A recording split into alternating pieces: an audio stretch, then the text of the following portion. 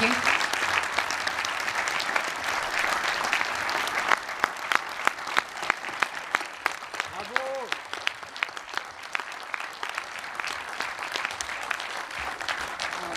You're invited to ask questions or give any comments. Please give us a sign. It's very hard to see from here, but there are people who will see you. I would like to start with a question to the film concerning the character of Hemel. Yeah. I thought it shows the character shows a very often in a very intense way someone who is under a provocative surface, very fragile and somehow also lost. Then we have on the other side this relationship to her father, which is slightly too close, you feel it. I mean, there's even something like a... now I'm the word missing.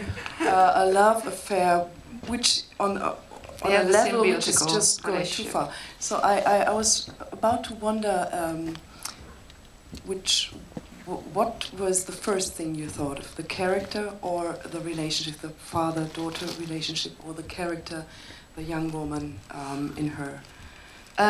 Well, the beginning of the film, Helena van der Meulen, who wrote the script, came to me. And I had made a short film about a woman who just talks in the mirror and has dialogues with imaginary men.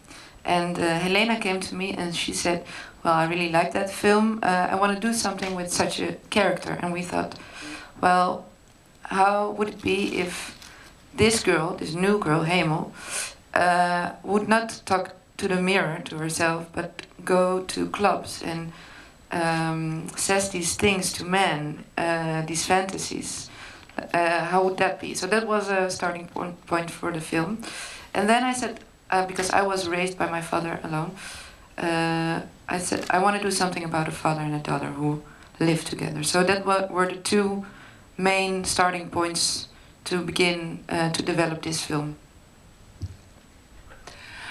So that's already answered my question that you, the script writing was Helena van der Meulen who did that. Yeah. But how did you work together? I mean, it's somehow I have the feeling there's much of your person in that film, not necessarily autobiographically, but as input. How did you work together? Well, we worked very, very close. This film was made with the Dutch government subsidy system, and they let new directors make a feature film through some kind of competition. So you start with a synopsis, and there are 9 projects selected, and you make treatment, and 3 projects fall off, and then 3 more can make a screenplay, and so you make it in steps in this kind of competition way. And we worked very close together because like the first 10 minutes of the film there are only dialogue, and that was my idea. I thought I want to begin a film in this way, so I made like the first dialogue, and I emailed it to Helena, and she made the dialogue better, and she emailed it back, and so we worked very closely together. Although she really wrote it, she's the writer, but we developed it together. I would be also interested to know about the chaptering of the screen of the film.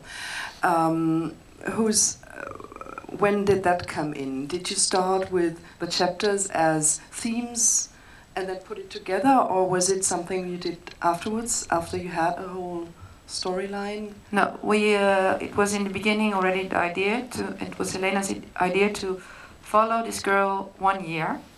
That kind of got lost during shooting because also we weren't able to have like a shooting period 2 days in the summer and 4 days in winter, or have a lot of fake snow. That was not possible.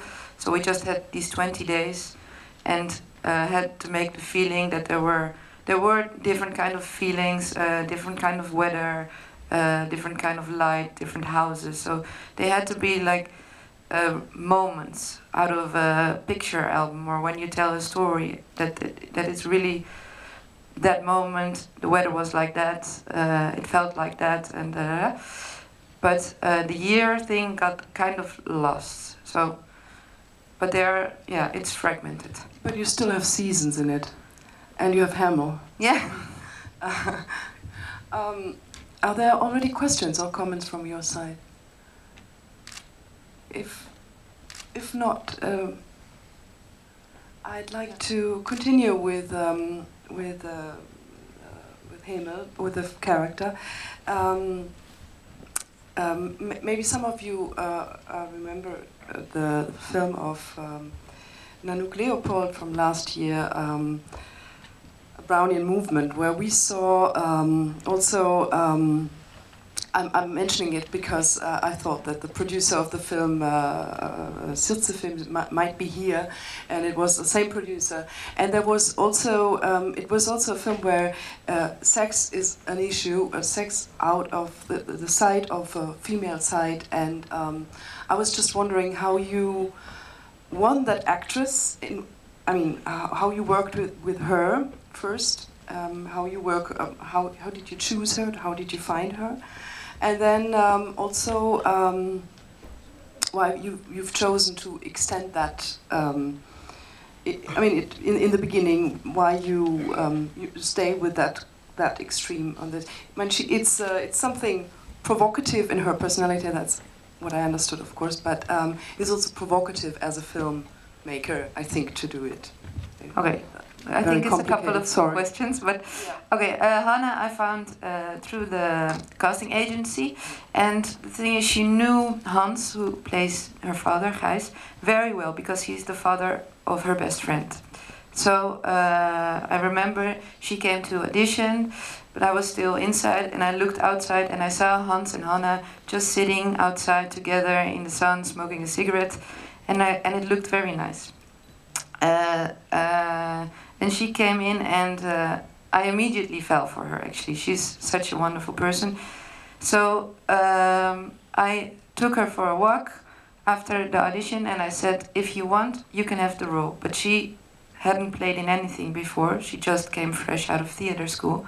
So it's a very big step, of course, for such a young woman. And she said, yes, okay, I will think about it. But I knew she was the right one. I had a couple of more girls auditioning after her, so I didn't even have to see them. I sat through the day and looked at the other girls, but I knew Hannah was it. And the thing about the provocative sex thing, yeah, well, it's not, I mean, Nanook Leopold's Brownian Movement, I don't think, I mean, I just saw it half a year ago or something. We are with the same production company, which is a very good producer. And I didn't want to make, I mean, I didn't want to make a provocative film. I wanted to make a film about this girl who, is hurting herself and, sees her father doing stuff, maybe is copying that, and also really needs to find contact, and really, needs to be held, actually. So I wasn't really one to shock or provoke or